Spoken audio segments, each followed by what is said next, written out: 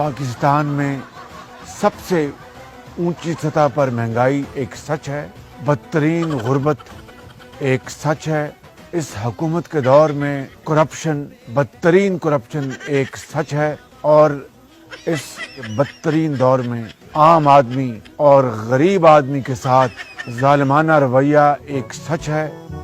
میرے بزرگوں، بھائی اور بہنوں، اٹھو، اس مہنگائی مکاؤ مارچ میں جوک در جوک اس میں شامل ہو، تاکہ اس کرپٹ اور لوٹ مار میں ملوث اس حکومت کا سیاسی اور آئینی طریقے سے خاتمہ کر کے پاکستان کے 22 کروڑ عوام کا مستقبل بچا لیں۔ اللہ تعالیٰ آپ کی اس ہمت اور ان کاوشوں کو کامیاب کرے گا انشاءاللہ۔ پاکستان زندہ باد۔